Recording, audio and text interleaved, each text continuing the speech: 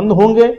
अगर fair and fine elections होते हैं तो भारतीय जनता पार्टी के लिए आने वाले विधानसभा चुनाव में दिक्कतें तो हैं ही, और उसी के साथ जो 2024 के लिए भी एक पिच तैयार होगी। मैं ये नहीं कह रहा कि मोदी जी जो पूरी तरीके से हार रहे हैं, लेकिन संकट में भारतीय जनता पार्टी निश्चित तौर पर है। ये संकट कम नहीं होने वाला राजीव जी, आगे आने वाले दिनों में बढ़ता ही जाएगा, ये मुझे दिखाई पड़ रहा है।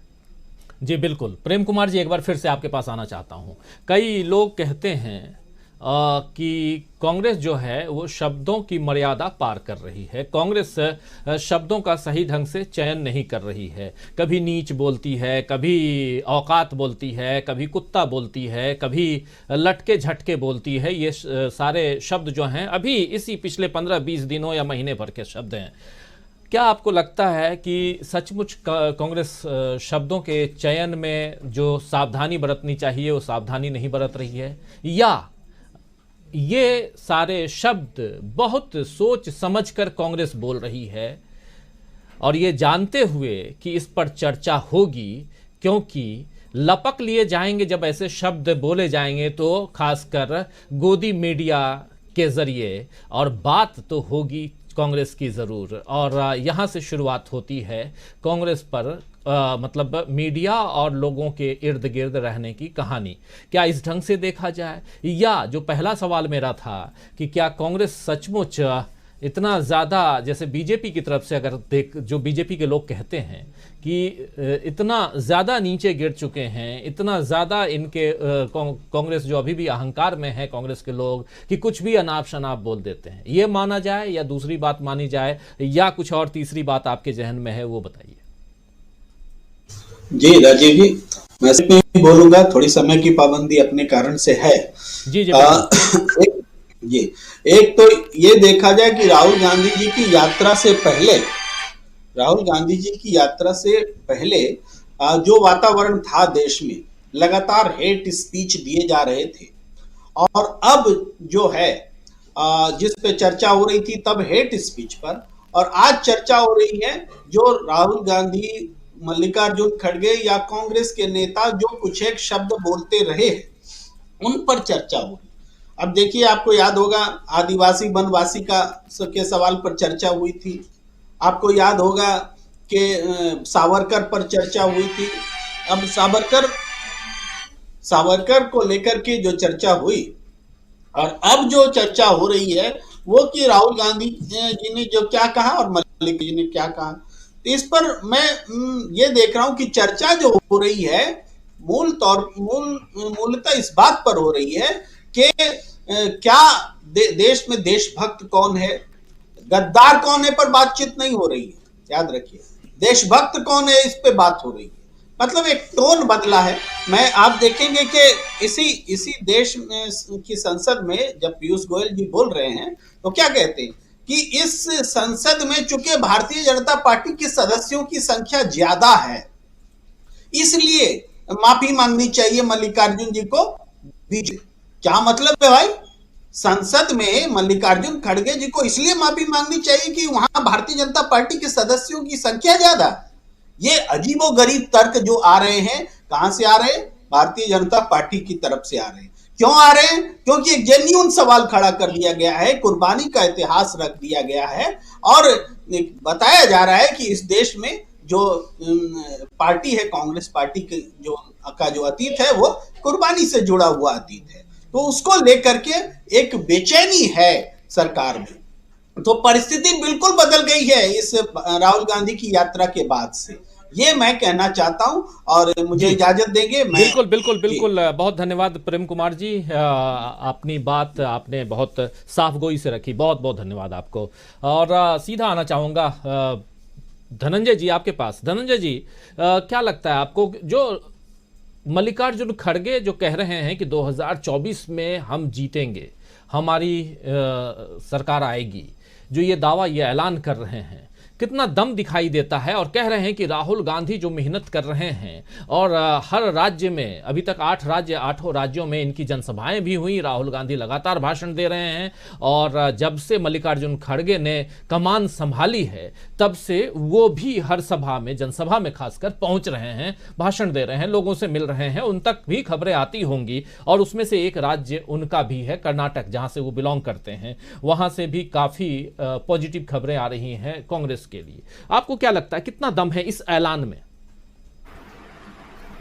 इस ऐलान में दम इसलिए है कि देखिए, राहुल गांधी की यात्रा से पहले, जो पदयात्रा कर रहे हैं उसके पहले कांग्रेस में नेता को लेकर के बड़ा विवाद रहता था। कौन नेता है कुछ पता नहीं चल रहा है। राहुल गांधी के बारे में तरह तरह के बयान देते थे, लोग मीम्स बनाते थे।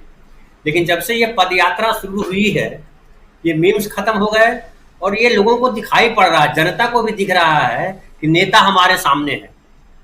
और ऐसा नेता सामने है जो नेता आपके द्वार चल के आ रहा है, आपसे बात कर रहा है, आपके बच्चों को अपने कंधे पे बिठा रहा है, आपके बच्चे को हेलीकॉप्टर पे बिठा रहा है, दिखा रहा है कि देखो कैसे क्या हो रहा है।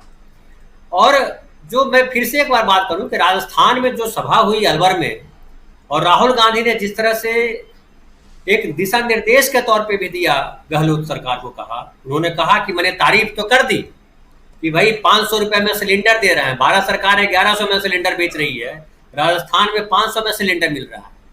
गहलोत ने यह भी कहा कि उज्ज्वला योजना के तहत जो सिलेंडर मिल रहे थे 12 सिलेंडर मिलेंगे साल भर में। राहुल गांधी ने यह भी कहा कि हम सारे स्कूल अंग्रेजी स्कूल बनाइए। राहुल गांधी ने एक और महत्वपूर्ण बात कही, वो उन्होंने कहा कि जिस तरह से हम पद यात्रा पे निकले हैं, जो राजस्थान के मंत्री हैं वो अलग अलग जिलों में कम से कम एक दिन पद यात्रा पे निकले, 25 किलोमीटर नहीं 15-20 किलोमीटर चले और जनता से मिले, जनता से कनेक्ट हो। तो ये जो मैसेज है जनता से कनेक्ट होने का, ये सबसे बड़ा मैसेज है जी। आप देखिए, राहुल गांधी लगातार प्रेस कॉन्फ्रेंस भी कर रहे हैं और प्रेस में सवालों के महत्वपूर्ण जवाब दे रहे हैं और वो मुद्दे उठा देते हैं। वो कहते हैं कि चीन पे आप लोग सवाल मत कीजिएगा। तब जो है चीन पे एक सवाल आता है, उस पे अब तक बाबेला मचा हुआ है। तो अब एक जो सिंह साहब कह रहे थे, जेपी सिंह साहब, कि अभी पिच जो है वो तैयार कर रही है कांग्रेस पार्टी। ये तय करती है कि हम फील्डिंग करेंगे कि बैटिंग, उसके बाद उनको खेलने के लिए बुलाया जाता है। और मोदी जी का जो जादू कहा जाता था वो लटको झटको में बदल गया है। नरोत्तम मिश्रा फ्लॉप हो गए, साध्वी प्रज्ञा फ्लॉप हो गई, सावरकर और गांधी वाले मुद्दे पे जो है फ्लॉप हो जाते हैं। उसके अलावा जो गुजरात मॉडल उनका था, वो गुजरात मॉडल ध्वस्त हो गया। जीत गए फिर भी राजस्थान मॉडल की चर्चा हो रही है। जो बघेल साहब हैं ये अपना छत्तीसगढ़ में, उनकी तारीफ हो रही है कि किस तरह से वो काम कर रहे हैं। और जैसा कि सिंह साहब ने कहा कि अडानी साहब ने, गोदी सेठ ने 2 फैक्ट्रियों के, एसीसी कंपनी और अंबुजा सीमेंट की फैक्ट्रियों को बंद कर दिया। और सुक्खू जी का मैं इंटरव्यू देख रहा था, सुक्खू जी ने क्या कहा? सुक्खू जी ने कहा कि भाई न्याय तो करना पड़ेगा, जो ट्रांसपोर्टर हैं 2019 से उनका भाड़ा नहीं बढ़ा है, तो जबकि डीजल और पेट्रोल का दाम कहाँ चला गया है।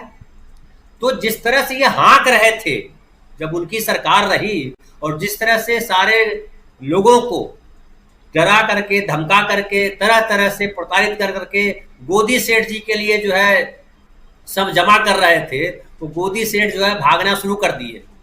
और आप देखिए, ये बोलते हैं कि देश जो है बड़े तरक्की कर रहा है, आर्थिक दौर में हम ऐसे पहुंच गए हैं, पता नहीं कितना क्या क्या आ गया है हमारे पास। भाई इनके गोदी सेठ के पास कर्जा कितना हो गया बैंकों का जरा पता कीजिए। इनकी कौन सी कंपनी है जिसमें कर्ज नहीं है और भारी कर्ज है। और जिस दिन ऐसे ही जब सरकार जाएगी दिल्ली से इनकी, तो क्या पता, अभी तो इन्होंने फैक्ट्री बंद की है वहाँ राजस्थान, क्या कहते हैं, हिमाचल प्रदेश में, पता चला यहाँ से भागे ये नीरव मोदी की तरह। ये भी सुनिएगा, जो स्थिति है बहुत खराब स्थिति है राजीव जी। और जी देश में किसको लाभ मिल रहा है, कौन तरक्की कर रहा है? कोई 2 आदमी का नाम बताइए। जो 2 आदमी का नाम बता रहे थे राहुल गांधी, और लोगों को लग रहा था कि ये अडानी साहब बड़ी तरक्की कर रहे हैं, वो तो कर्जा लेके तरक्की कर रहे हैं। ऋणम कृत्वा घृतम पिबेत, ऋण लेकर घी पी रहे हैं। तो ऋण लेके कितना घी पीजिएगा और ये घी पचेगा क्या? और ये जनता के कमाई का पैसा है, ये बीजेपी के चंदे से आया हुआ पैसा नहीं है। और ये चीन पे जब बात करने लगते हैं तो कहते हैं कि राजीव गांधी फाउंडेशन में कितना पैसा आया, तो लोग तो पूछ रहे हैं कि प्रधानमंत्री जी पीएम केयर में कहां से पैसा आया है, चीनी कंपनियों को बाकायदा नाम बता रहे हैं लोग, उस पर क्लियरिफिकेशन देना चाहिए था, स्पष्टीकरण देना चाहिए था। लेकिन उन तमाम मुद्दों पे गिरते जा रहे हैं, ये तमाम मुद्दों से भागना तो चाहते हैं, लेकिन अब इनके लिए राजीव जी भागना मुश्किल है, क्योंकि कांग्रेस पार्टी जो है वो एक महत्वपूर्ण ये अपने लिए दिशा तय कर ली है कि उसको सच के साथ रहना है और सच को दिखाना है। जिसे कहते हैं ना न्याय में कि न्याय होते हुए दिखना चाहिए, वैसे कांग्रेस पार्टी ने भी तय किया है कि सच दिखाई पड़ना चाहिए, दोनों पहलू को सामने लाइए, सच क्या है झूठ क्या है जनता खुद फैसला करेगी। और ये सबसे अच्छी बात है कि जनता फैसला करेगी, और जैसा सिंह साहब ने कहा कि 2024 में जनता फैसला कर देगी, बिल्कुल करेगी। राजीव जी डॉक्टर प्रकाश हिंदुस्तानी जी, क्या जो नैरेटिव है वो अब चेंज होता हुआ दिखाई दे रहा है? क्योंकि एक तरफा जो बातें होती थीं, क्या लगता है आपको? क्योंकि अभी चूंकि आप भी इस पदयात्रा में गए थे और बिल्कुल आपके दरवाजे से ये यात्रा गुजरी है, इसलिए भी आपसे समझना चाहूँगा कि नैरेटिव सेट करती हुई कांग्रेस कहीं हद तक दिखाई दे रही है। शुरू में तो लग रहा था कि कांग्रेस की इस पदयात्रा से कोई बड़ा फायदा होगा, ऐसा लग नहीं रहा था लोगों को। लेकिन जैसे जैसे लोग जुड़ते गए और मीडिया को मजबूरन उसे कवरेज देना पड़ रहा है, ये बात समझ में आ रही है लोगों को कि लोग तो इस यात्रा से जुड़ रहे हैं। जो मुहावरा पहले बन निकला था कि मोदी का विकल्प कौन, मोदी के सामने कौन है, क्या ममता बनर्जी है, क्या नवीन पटनायक है, कौन है आखिर मोदी के सामने? तो अब लोगों ने स्पष्ट है कि विकल्प हमारे पास है। और इस यात्रा का एक और फायदा ये होगा कि जो दूसरी पार्टियां हैं, आपकी वे सारी पार्टियां आएंगी, तो इसके जो बहुत सारे राजनीतिक परिणाम होने वाले हैं, मुझे लगता है कि वो आगे जाकर देखने को मिलेंगे। और पूरा जो नैरेटिव बना दिया गया था कि मोदी मोदी मोदी मोदी का कोई विकल्प नहीं है, मोदी है तो मुमकिन है, ये सारी बातें अब लोगों के दिमाग में कि ऐसा कुछ भी नहीं है। मोदी के बिना भी देश था, है और अच्छा था और आगे भी अच्छा होगा, ये लोगों को विश्वास हो रहा है। दूसरी बात, जो बार बार राहुल कह रहे हैं नफरत की बात, नफरत फैलाई जा रही है, ये लोगों के मन में घर कर रही है, लोगों को पता है। और जब अभी जो हमारे साथी ने बताया, धनंजय कुमार जी ने, कि हिमाचल में दो बड़ी सीमेंट फैक्ट्रियां बंद करने का जो फैसला हुआ, ये लोगों की बात की पुष्टि करता है कि ये सरकार या गोदी सेठ अपने आकाओं के राजनीतिक फायदे के लिए कार्य करते हैं, उन्हें इससे कोई मतलब नहीं कि सही बात क्या है और गलत बात क्या है। तो इस तरह की साजिशें शुरू हो गई हैं कांग्रेस की सरकार बनते ही, और बीजेपी के वे लोग भी सक्रिय हो गए हिमाचल में कि किसी तरह सरकार में मध्य प्रदेश जैसा कुछ किया जाए, जो होने वाला नहीं है, क्योंकि लोगों को पता है कि कर्नाटक में सरकार कैसे बनी, गोवा में कैसे बनी, मध्य प्रदेश में कैसे बनी, महाराष्ट्र में कैसे बनी, लोगों को सारा इतिहास पता है। इसलिए लोग उनके साथ नहीं जाएंगे जो इस रास्ते पे चलेंगे। लेकिन एक नैरेटिव सेट हो रहा है कि जो लोग कहते थे मोदी का कोई विकल्प हो ही नहीं सकता, मोदी अजय, भ्रम लोगों का दूर हो रहा है। और लोग जिस तरह से 3-3 घंटे चार इंतजार करते हैं, लोग कहां दूसरे राज्यों तक जा रहे हैं। और अब इस यात्रा ने एक नया रुख भी लिया है, जो लगता है कि अब दिल्ली में जिस तरह लोगों को जोड़ने की हो रही है, हरियाणा में जोड़ा जाएगा, वो बड़ा उल्लेखनीय। और ये धारणा बिल्कुल, एक और बात है कि मुझे लगता है कि बीजेपी में भी सारे लोग ऐसे नहीं है जो चाहते हैं कि मोदी फिर आए।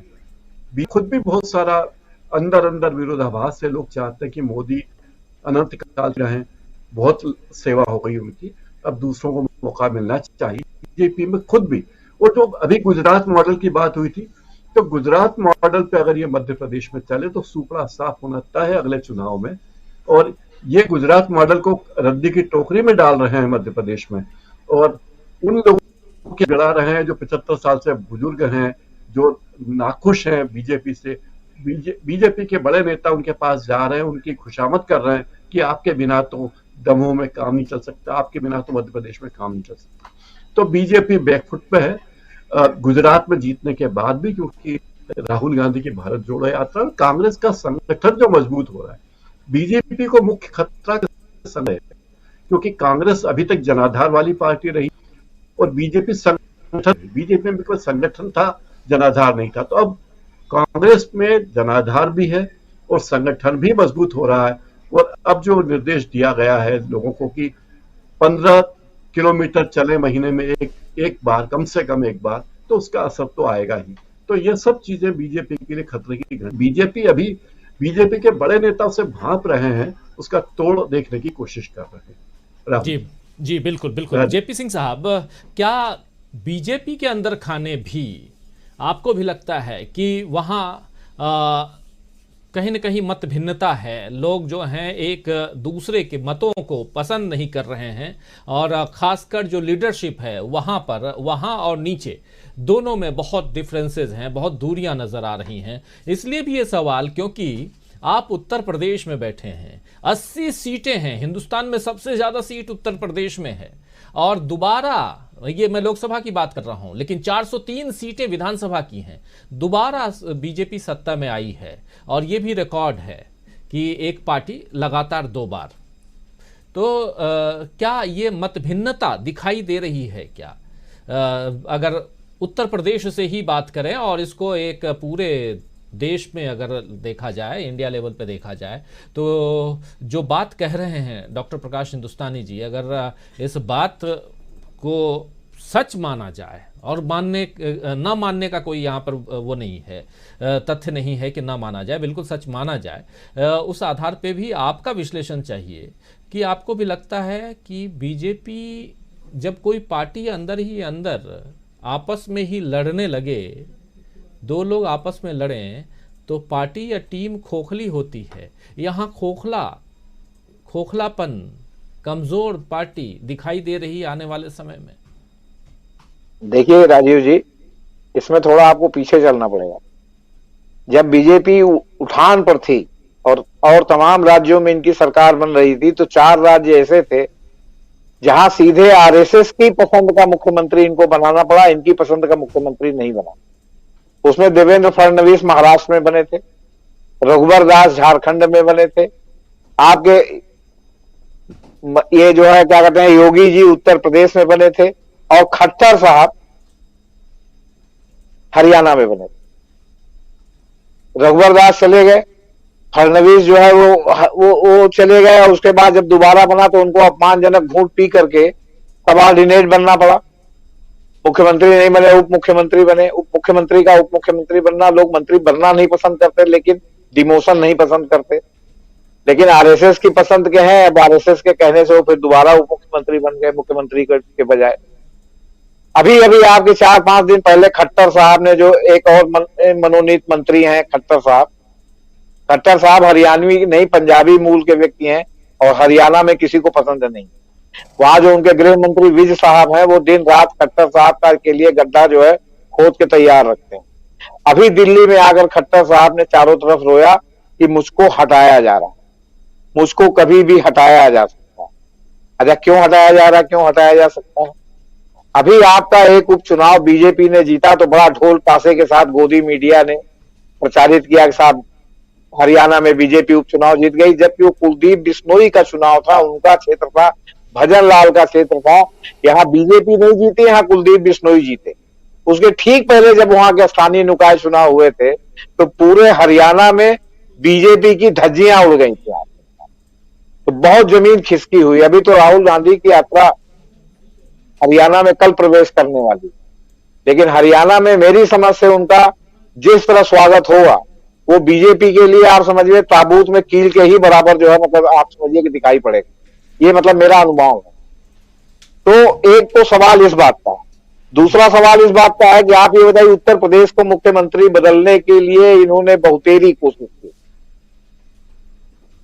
भले उत्तर प्रदेश के चुनाव से पहले से कोशिश हुई, लेकिन आरएसएस ने यहाँ होसबोले साहब को भेज दिया पर्यवेक्षक बना के कि अब ये पूरे चुनाव तक लखनऊ में रहेंगे, ताकि कोई योगी सरकार को जो है डिस्टेबलाइज न कर सके, और होसबोले सरकार रहे। इसके बाद उत्तर प्रदेश से योगी की शिकायत पर सुनील बंसल जैसे महाशक्तिशाली संगठन सचिव की आपके तेलंगाना में विदाई हुई, और तेलंगाना में जाने के बाद वो दल बदल वाले में ऐसा फंसे कि सुप्रीम कोर्ट के स्टे पर हैं। अगर सुप्रीम कोर्ट स्टे हटा दे आज, तो तेलंगाना पुलिस उनको दल बदल वाले मामले में सुनील बंसल को धर दबोचेगी, जो कि उत्तर प्रदेश में एक सुपर चीफ मिनिस्टर के रूप में काम करता है। उत्तर प्रदेश में 2-2, 3-3 उप मुख्यमंत्री जो है इन्होंने बनवा दिया। वो सुपर चीफ मिनिस्टर के रूप में Keshav Prasad Maurya super chief minister, Brajesh Pathak super chief minister, उसके पहले जब ये सरकार थी तो दिनेश शर्मा आपके जो है super chief minister, Shrikant Sharma जो आपके बिजली मंत्री थे वो भी मुख्यमंत्री पद के दावेदार थे, स्वतंत्र सिंह जो उत्तर प्रदेश के अध्यक्ष थे वो भी मुख्यमंत्री पद के दावेदार थे। इतने लोगों के बीच में योगी को आरएसएस ने अपना वीटो पावर लगा करके मुख्यमंत्री बनाया था, और दोबारा भी अगर वो आज बने हुए हैं तो आरएसएस के प्रसाद पर्यंत हैं। आप समझ लीजिए, अगर जो है साहब और छोटे साहब का बस चले तो आज योगी को उठा करके गंगा सागर में फेंकवाते हैं। तो ये इनकी आंतरिक स्थिति है। वहां गडकरी से जो है 36 का आंकड़ा चल रहा है। राजनाथ सिंह भीतर भीतर की राजनीति करने वाले हैं, चालाक आदमी है, वो जल्दी कुछ बोलते नहीं है, लेकिन वो बहुत ही मतलब क्या कहते हैं खतरनाक राजनीति करते हैं, वो भी आरएसएस से जुड़े हुए हैं। तो दिल्ली में भी सारी चीजें मतलब वो निरापद या मतलब उस तरह की नहीं है। आप सरकार है केवल एक चुनाव और अगर ये हारे तो आप समझिए कि भयानक इनको मतलब समझिए कि धक्का लगेगा। अब आप ये देखिए थोड़ी देर के लिए, आप चीन का जो मसला अभी भाई साहब ने उठाया था, हमने भी कहा था चीन से आपके विदेश मंत्री कह रहे हैं कि हमारा संबंध सामान्य नहीं है, असामान्य है। और दूसरी ओर चीन से आपने 95 अरब डॉलर का निर्यात 21-22 में आयात किया अपने यहां, और 74 अरब डॉलर का भारत को व्यापार घाटा है। मतलब चीन से आपके इतने मधुर संबंध है। मोदी जी से लगातार मांग हुई कि चीन पर कोई वक्तव्य दें। मैं आपसे कह रहा हूं आपके इस मंच के माध्यम से कि जिस तरह नवाज शरीफ थे तो पाकिस्तान जब चाहे तब जो है वहां जो है आपके बारमूला में घुस जाता था, अब वो नहीं है तो चीन हर जगह कभी गलवान में घुस जा रहा है, कभी ये घुस जा रहा है, ताकि आपके इलेक्शन डिजाइन को सूट करे। तवांग में घुस गया, आपने क्या किया? आपने कौन सा व्यापार बंद किया? मैं आपको पूछना चाहता हूं। आप इतना बड़ा व्यापार निर्यात और आयात बढ़ता जा रहा है, चीन के पक्ष में बढ़ता जा रहा है, चीन से आप जो मंगा रहे हैं आपका घाटा बढ़ता जा रहा है। तो एक और तो ये स्थिति है, और दूसरी ओर कहते हैं कि चीन ने तवांग में घुस गया तो फलाना हो गया, डिमाका हो गया, और आप इसलिए बोलने के लिए तैयार नहीं है कि आपके मित्र शी जिनपिंग जिनके साथ आप जो है वो झूला झूल रहे थे, क्या कहते हैं आपके साबरमती के तट पर, तो वो क्या सोचेंगे, वो क्या कहेंगे? आप खाली गाल बजाइए कि हमारी पुतिन से बड़ी अच्छी दोस्ती है। अब वो ट्रंप साहब तो चले गए, दोबारा आने में भी दुनिया भर की बाधा है अमेरिका में, बाइडेन आपको उस तरफ नहीं डाल रहे हैं। तो अब आप जो है शी पिंग को आप कुछ बोल नहीं रहे कि साहब तवांग में कैसे हो गया। तो मैं तो कह रहा हूँ तवांग में उसी तरह हुआ जैसे पाकिस्तान में घुस आता था, आपके लिए मुद्दा मिल जाता था, आपको मुद्दा मिल गया है।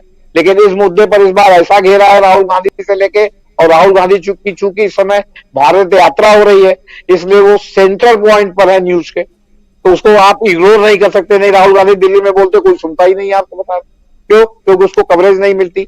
कहीं कवरेज मिलती तो लोगों को दिखाई नहीं पड़ता। अभी तो सेंटर पॉइंट पर है इसलिए सबको दिखाई पड़ रहा है। 3 इशू बन गया है। अब 3 इशू बन गया है, उसमें प्रधानमंत्री जी की बोलती बंद है, प्रधान सेवक की। क्यों नहीं बोल रहे हो भाई? पाकिस्तान पर तो बड़ा बोलते थे, चीन पर कुछ नहीं बोल रहे हो आप, क्यों नहीं बोल रहे हो? तो आप ये बताइए कि मतलब आप लगातार झूठ पर झूठ।